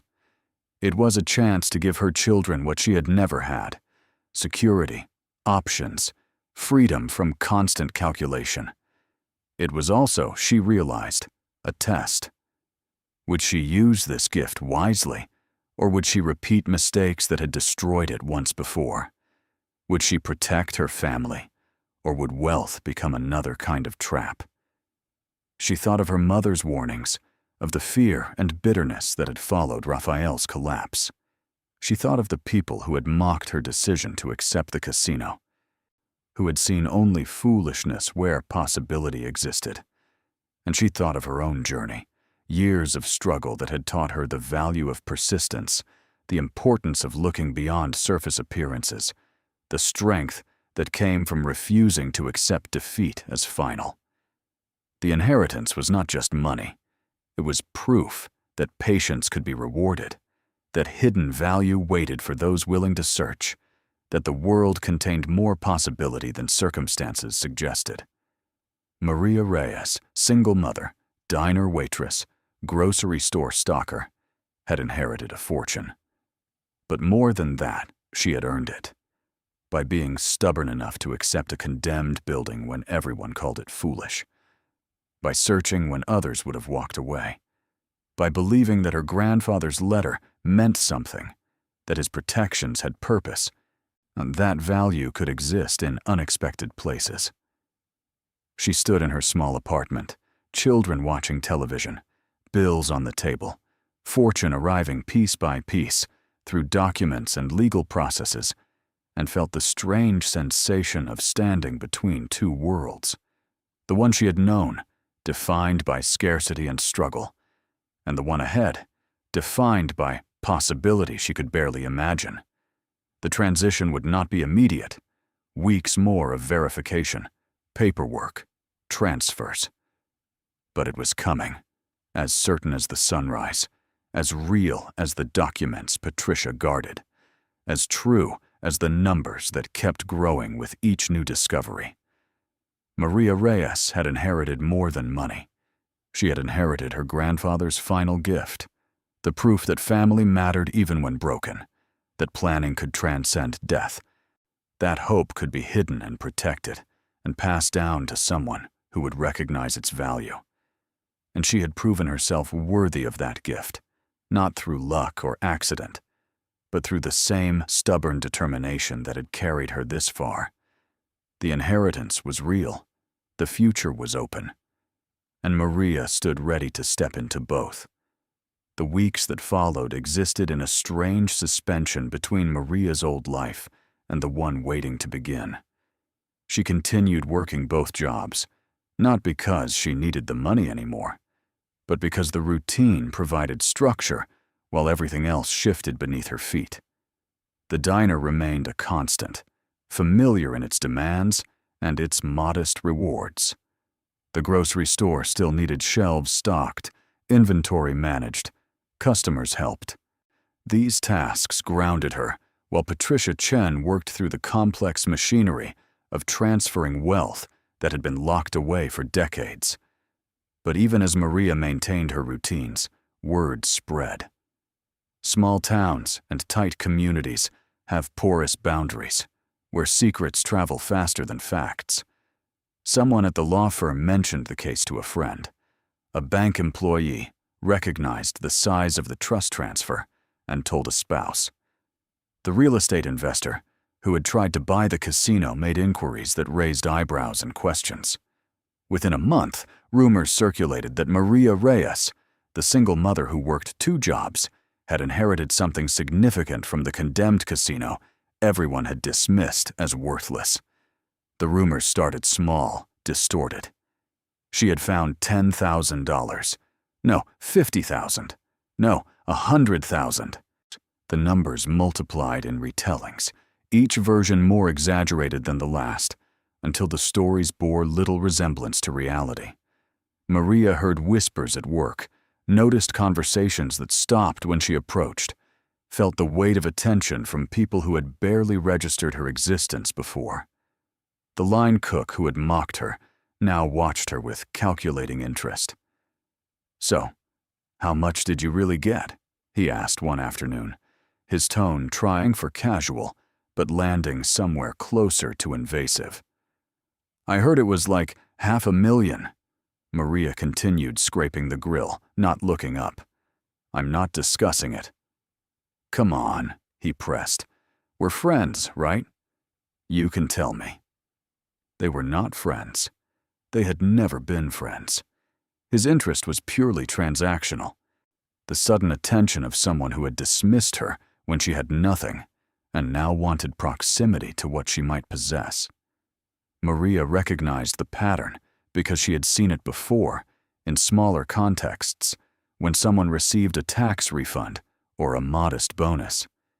But this was different in scale, and the attention felt predatory rather than merely curious.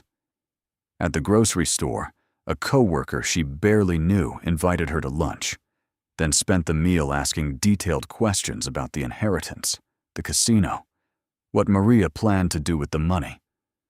When Maria deflected, the coworker's friendliness curdled into resentment. "I guess now that you're rich, you're too good to be honest with people who actually care about you." Maria wanted to point out that this woman had never cared about her before, so had never offered support during the years of struggle, had never asked how she managed to raise 2 children on poverty wages. But she stayed silent. Arguing would only feed the narrative that wealth had changed her, that success had made her arrogant. Better to let people believe what they wanted while she focused on what mattered. Her mother called again, this time with a different tone. The anger had been replaced by something that might have been regret or might have been calculation. "I've been thinking about what you said," her mother began, "about the documents you found. Maybe I was too harsh. Maybe Raphael did try to protect us in the end." Maria recognized the shift. News had reached her mother, rumors of substantial inheritance, and now the possibility of wealth was softening decades of bitterness. Maria felt a complex mixture of sadness and frustration. Her mother had dismissed her when the casino seemed like nothing but debt. Now that value had emerged, reconciliation became convenient. "I'm glad you're reconsidering," Maria said carefully. "But nothing about the situation has changed except what people know about it." I just don't want you to go through this alone, her mother said. You'll need guidance, support. Family. Family. The word felt heavy with unsaid conditions. Maria knew what was being offered, a conditional relationship based on wealth rather than connection.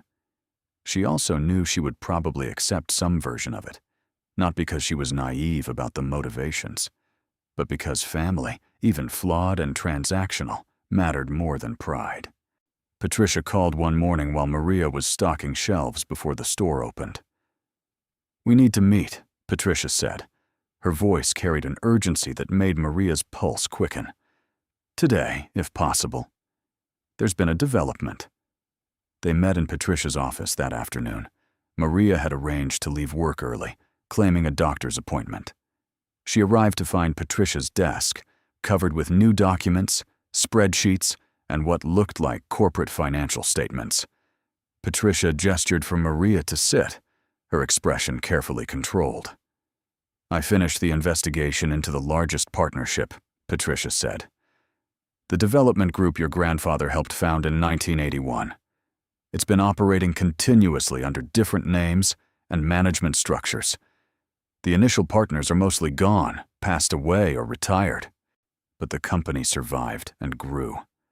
"And my grandfather's share," Maria asked, "still exists in the corporate structure, never transferred, never claimed, listed as an estate obligation pending resolution." Patricia paused. "Ms. Reyes, this company went public in 2003. It trades on the stock exchange. Your grandfather's original equity stake, when calculated based on current share prices and stock splits over the past 40 years, is worth approximately $273 million. The number landed without impact at first, too large to register as real. Maria stared at Patricia, waiting for the correction, the caveat, the explanation of why that figure was theoretical rather than actual. None came. Patricia simply held her gaze, letting the information settle. "So 273 million, Maria repeated slowly. Dollars. Plus the 4.7 million in the trust, the land value of approximately 9 million, mineral rights estimated at 2 to 4 million, and the additional partnership holdings we discussed earlier, which total around 47 million. Patricia consulted her notes. "Conservative estimate of your total inheritance is $337 million. If the stock continues its current performance, and if certain pending litigation resolves favorably, the total could exceed 341 million. Maria felt the room tilt. She gripped the arms of her chair, fighting sudden dizziness. $341 million. The number was so absurd, so disconnected from any reality she understood, on that her mind rejected it entirely. She had grown up calculating whether she could afford a dollar menu item. She had counted change to buy milk. She had worked 2 jobs simultaneously just to keep the lights on. And now she was being told she had inherited more money than most people saw in 100 lifetimes. "That's not possible," Maria said. Her voice sounded distant, as though someone else was speaking. "How does something like that just sit there for 40 years? "Corporate bureaucracy," Patricia said. "Your grandfather's death triggered succession clauses, but those clauses required a legitimate heir to file a claim. When no one did, the equity simply remained in legal limbo. The company continued operating, generating profits, increasing in value. His shares appreciated along with everyone else's. They just sat unclaimed because the estate was never properly settled, and no one knew to look. Until now," Maria whispered. "Until now," Patricia confirmed. "The company has verified your claim. They've acknowledged your status as Rafael Valdez's heir and the legitimate owner of his equity position. The transfer will take time. There are tax implications, regulatory requirements, procedural steps. But Ms. Reyes, this money is yours. Legally, undeniably, irreversibly yours." Maria stood and walked to the window, needing movement, needing air. Outside, Traffic flowed normally. People walked with ordinary purpose. The world continued unchanged, despite the fact that her life had just fractured completely from the reality she had known. $341 million. She would never work another shift at the diner, never stock another shelf, never count bills on her kitchen table wondering if they would be enough. Never tell her children no because she could not afford yes. "What do I do?" Maria asked, still facing the window. "You let me handle the legal processes," Patricia said. "You let financial advisors I'll recommend manage the wealth properly. And you decide what kind of life you want to build." What kind of life? The question felt impossibly open, like asking someone who had lived in a closet to suddenly design a cathedral. Maria had spent so long operating within constraints that the absence of those constraints felt more terrifying than liberating. She had learned to be competent at survival. She had no idea how to be competent at wealth. She turned back to Patricia. "How long before the money is actually accessible?" "The trust funds are already accessible. The land can be monetized whenever you decide to sell. The major corporate equity transfer will take 6 to 8 months, possibly longer. But Ms. Reyes, you're financially secure as of right now. The trust alone changes everything." Maria returned to work the next day because she had not yet figured out how to stop. She moved through her shift at the diner in a daze, taking orders and delivering food with mechanical precision, while her mind circled the impossible truth. $341 million. She served coffee to a regular who complained about the price increase, 50 cents more per cup, and thought about how that 50 cents had once mattered to her too. How she had calculated every expense, every purchase, every small indulgence against the constant threat of not having enough. The line cook noticed her distraction. "You okay? You seem weird today." "I'm fine," Maria said. "I heard the rumors are getting crazy," he said, lowering his voice conspiratorially. "People are saying you inherited like 10 million from that casino. That's bullshit, right?" Maria looked at him, at the smug certainty in his expression, the way he had already decided what was true and was simply waiting for her to confirm it. She could have told him, could have watched his face change as he realized the truth was so much larger than the rumors. But she recognized the impulse as petty, as beneath both of them. Let him believe what he wanted. The truth would reveal itself soon enough. "The inheritance is being settled," Maria said neutrally. "No, it's complicated." "But not 10 million complicated," he pressed, laughing. "Nobody inherits that kind of money from a condemned building." Maria simply smiled and returned to work. She gave her notice that afternoon. 2 weeks, professional and courteous. The diner manager accepted with visible skepticism, clearly believing she was making a mistake, that whatever she thought was coming would evaporate, and she would need her job back. Maria did not argue. Time would clarify everything. She gave notice at the grocery store the same day. The evening manager called her into the office, his expression disappointed. "I warned you about this," he said. "About getting caught up in dreams instead of focusing on reality. You're making a mistake." "Maybe," Maria said, "but it's mine to make. When this falls through, we might not have a position available for you to come back to." Maria heard the threat beneath the concern. She also heard the assumption that she would need to come back, that whatever she was chasing would prove illusory. She thanked him for the opportunity, completed her remaining shifts, and walked away from both jobs feeling simultaneously free and untethered. Word spread faster once she quit. If the rumors had been whispers before, they became conversations now. Speculation traded openly. People who had never paid attention to Maria suddenly had opinions about her choices, her character, her prospects. Some were supportive, genuinely happy that someone they knew had escaped financial hardship. Others were skeptical or resentful, convinced that luck was unearned and therefore unfair. The retired banker who had warned her about chasing old documents stopped her in the grocery store parking lot one afternoon. "I heard you quit both jobs," he said. "That's a risky move before the money actually arrives. These legal settlements can take years. Sometimes they don't happen at all." "It's already settled," Maria said. "The money exists." He studied her with the patient condescension of someone who believed they understood finance better than she did. "People always think that. Then they discover fees, taxes, claims from other parties. What looks like $1 million becomes 100,000 after everyone takes their cut. I've seen it happen." "I appreciate the concern," Maria said, unwilling to argue. "Just don't make plans based on money you don't actually have yet," he said. "That's how people end up worse off than when they started." She thanked him and left, knowing that his advice came from experience, but also from an inability to imagine circumstances different from what he had known. He was probably correct most of the time, but not this time. Carmen was the only person at either job who seemed genuinely happy for Maria. On Maria's last day at the grocery store, Carmen pulled her aside during break. "Is it real?" she asked quietly. "You can tell me the truth." "It's real," Maria said.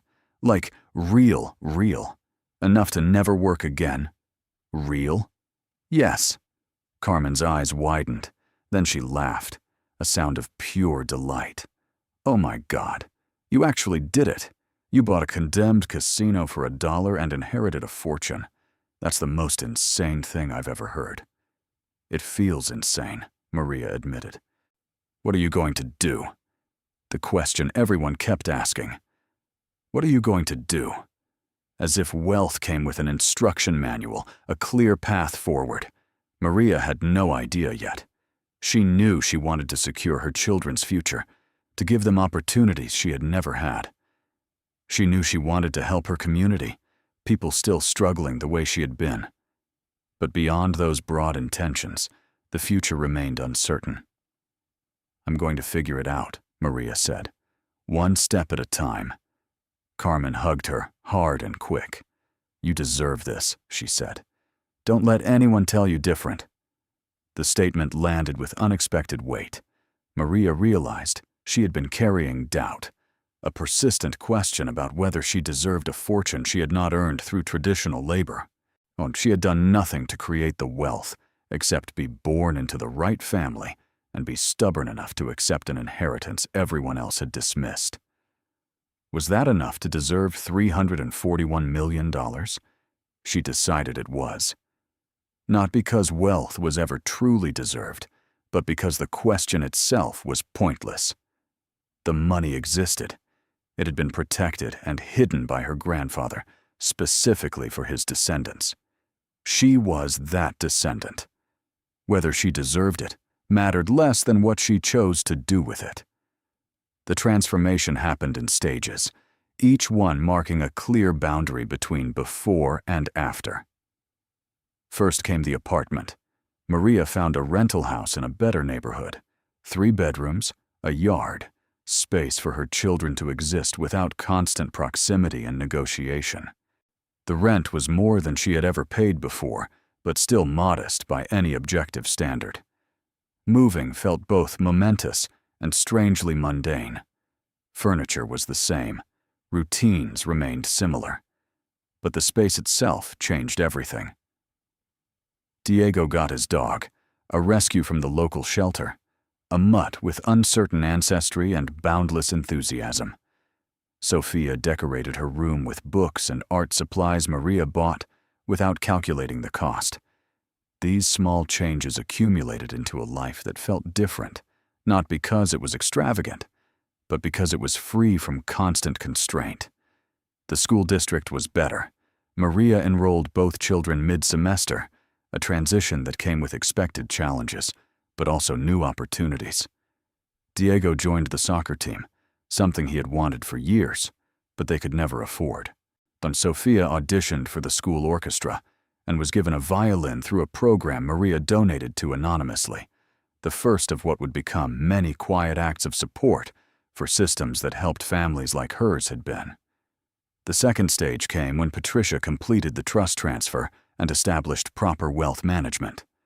Maria met with financial advisors who spoke in language she initially struggled to understand: diversification, asset allocation, tax optimization, estate planning. Each concept required explanation, patience, and the humbling recognition that wealth required education, just as poverty did, simply in different directions. The advisors recommended conservative strategies, protecting capital rather than pursuing growth she did not need. They discussed philanthropy structures, charitable giving, and ways to use wealth to generate social good without simply writing checks. Maria listened carefully, asked questions when concepts eluded her, and slowly began to understand that money at this scale was not about personal consumption, but about responsibility and choice. She established trust funds for Diego and Sofia, ensuring their education and future would be secure regardless of what happened. She created a foundation focused on supporting single parents struggling with poverty, housing insecurity, and limited access to education. The foundation started small, deliberately so, giving Maria time to learn how to give effectively rather than simply generously. News of the inheritance's true scale became public knowledge 5 months after Patricia's initial investigation concluded. A business journal ran a story about the public company's equity transfer, identifying Maria by name and estimating the value. The article was brief, factual, and devastating to her privacy. Within hours, her phone rang constantly, requests for interviews. Distant relatives she had never met suddenly eager to reconnect, investment opportunities promising extraordinary returns, charitable organizations seeking donations, people who believed they were entitled to share in her fortune simply because circumstances had granted them proximity. Maria changed her phone number, hired a security consultant to assess her safety, and learned to say no firmly and repeatedly. The attention was overwhelming, invasive, and exhausting, but it also brought a strange form of vindication. Every person who had dismissed her decision to accept the casino, every voice that had called her foolish, every skeptic who had predicted failure, all of them now knew the truth. She had been right. They had been wrong. The condemned building had concealed more value than anyone had imagined. The line cook from the diner called her new number somehow, his voice carefully apologetic. "Hey, Maria. I just wanted to say congratulations. I saw the article. That's amazing." "Thank you," Maria said, her tone neutral. "Listen, I know we didn't always get along, but I always respected you. And I was thinking, if you're looking for people to help manage your investments or properties, I have a business degree. I'd love to discuss opportunities." Maria felt a flash of anger at the transparent opportunism, the rewriting of history to justify a request for money. But anger gave way quickly to something closer to pity. He was still working at the diner, still scrambling for any advantage, still believing that proximity to wealth might elevate him. She understood that desperation because she had lived adjacent to it for years. "I appreciate the offer," Maria said, "but I have professional advisors handling everything. I hope things go well for you." She ended the call and blocked the number.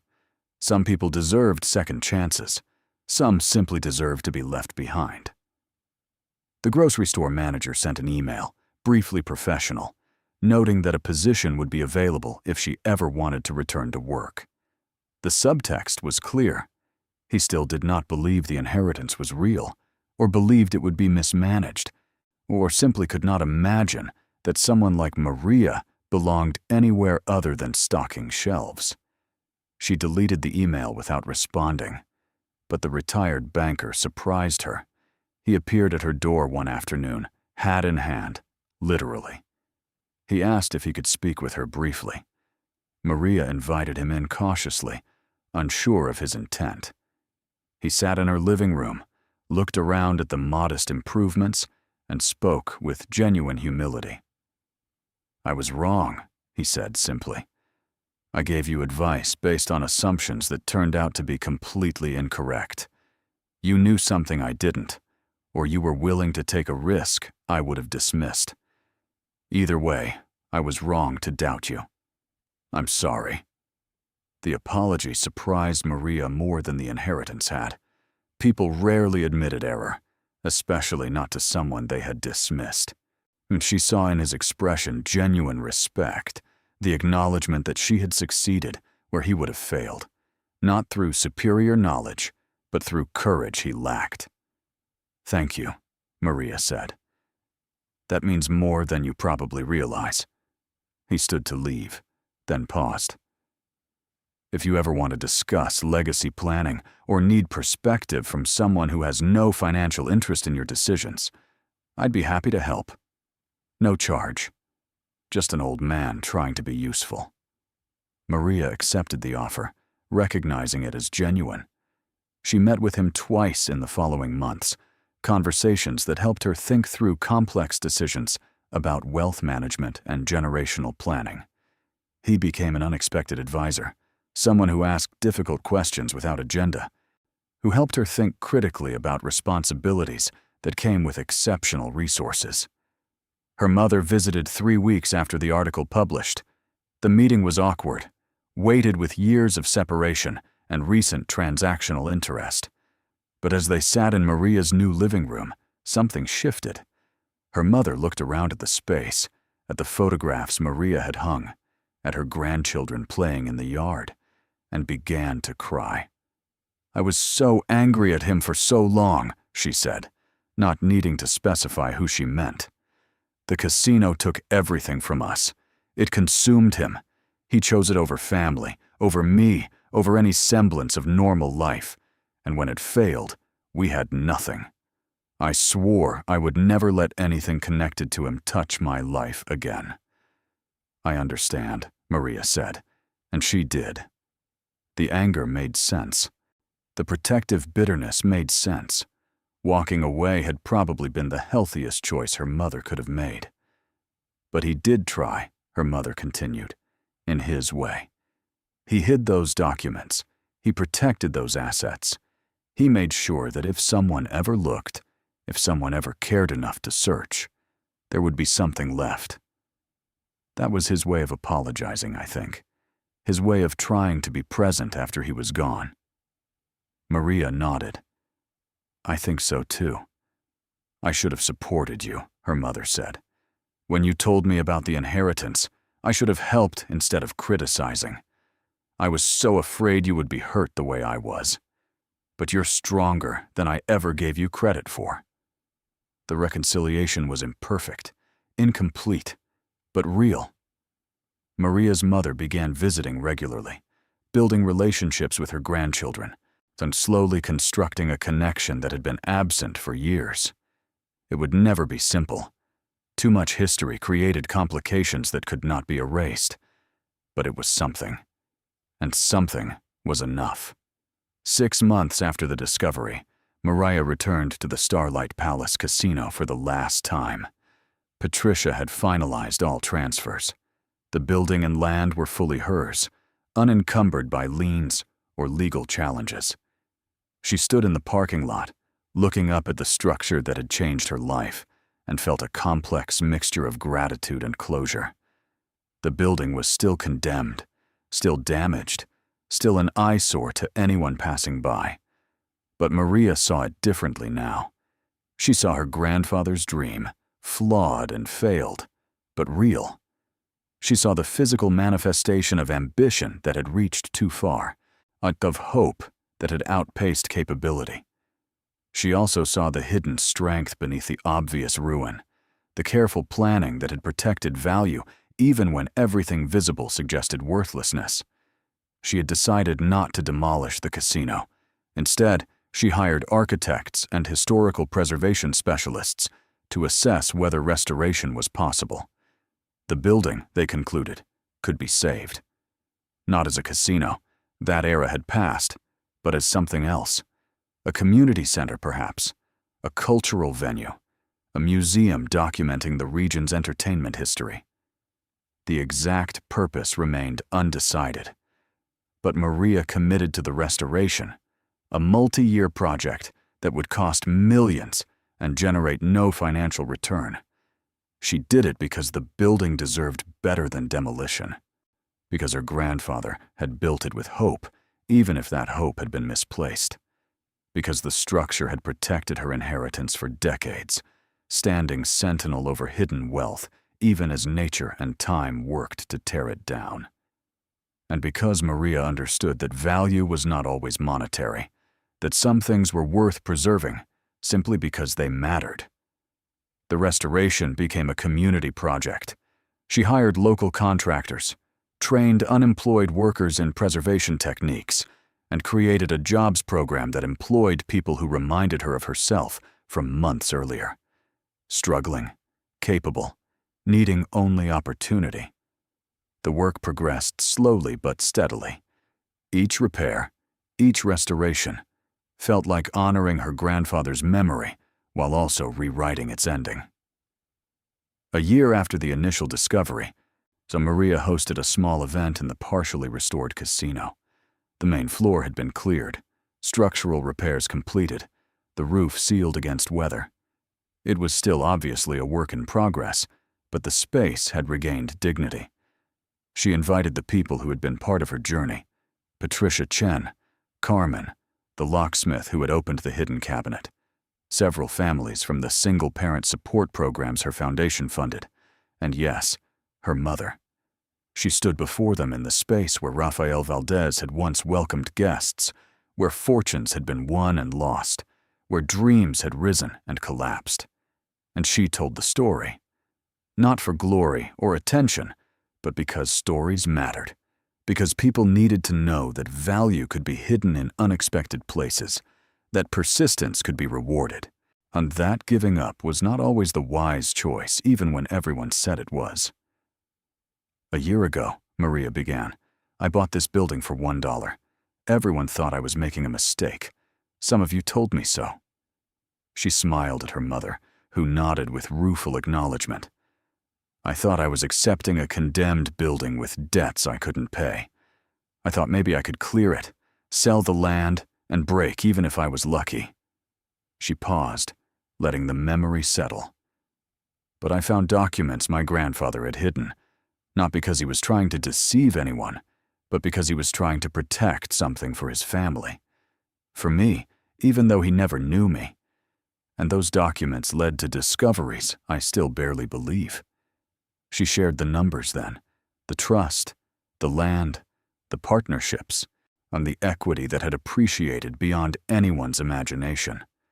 $341 million, hidden beneath ruin and neglect, and the assumptions of everyone who looked without seeing. "I'm telling you this not to brag," Maria said, "but because the lesson matters more than the money. Everyone saw a worthless building. I saw a possibility. Everyone heard condemned and stopped listening. I heard complicated and kept asking questions. Everyone said walk away. I said not yet." She looked around the room at faces reflecting wonder and respect. "I was not smarter than anyone else. I was not more deserving. I was simply more stubborn. And sometimes, stubbornness is enough." The audience applauded, not for her wealth, but for the recognition that her story could be their story, that hidden value existed everywhere, and that searching mattered, that giving up was not always wisdom. After the event, as people mingled in the restored space, Diego approached Maria with a question that had clearly been building. "Are we different now?" he asked. "Because we have money?" Maria knelt to his level. "We're the same people we always were. We just have more choices now, more ways to help others, more freedom to decide what matters. But who you are, who I am, that doesn't change because of money." "Good," Diego said, "because I like who we are." Sophia, listening nearby, added her own observation. "I think Great-Grandpa would be happy, that we found what he hid, that it helped us." "I think so too," Maria said, pulling both children close. "I think he'd be very happy." That night, Alone in her new house, Maria returned to the leather portfolio one final time. She reread her grandfather's letter, the words feeling more familiar now, less like a message from a stranger and more like guidance from family. I do not want my mistakes to define what remains. If you are reading this, it means someone still cares enough to look. That is enough. That is everything. She had cared enough to look. She had searched when others stopped. She had persisted when giving up would have been easier. And because of that, because of stubborn refusal to accept defeat, her life and her children's lives had transformed completely. The money was real. The $341 million existed in accounts managed by professionals, invested conservatively, growing steadily. But the money was not the inheritance's true value. The inheritance was proof that determination mattered, so that the world rewarded those who looked beyond surface appearances, that family connection transcended death and distance and decades of silence. Maria Reyes had inherited a fortune. But more than that, she had inherited a legacy of resilience, of careful planning despite chaos, of hope preserved through the darkest moments. Her grandfather had failed in many ways. He had neglected his family, lost his business, died alone and unmissed. But in the end, he had done one thing perfectly. He had protected a future he would never see, for people he would never know, because family mattered, even when family was broken. And Maria, a single mother who had counted $73 and wondered if it would be enough, had honored that gift by refusing to walk away when everyone said she should. She had searched a condemned building others dismissed as worthless. She had opened a hidden cabinet others would have overlooked. She had read documents others would have discarded.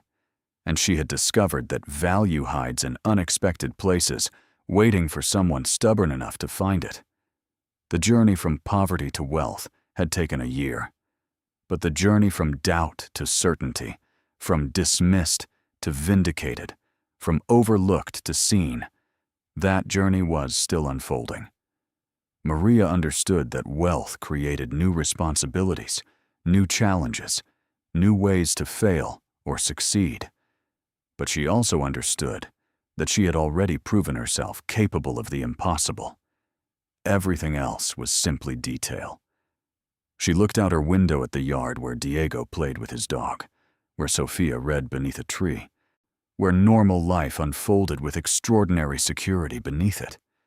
This was what inheritance meant, not just money, but possibility, not just wealth, but freedom, not just numbers in accounts, but futures opened, choices expanded, dreams given permission to be more than fantasies.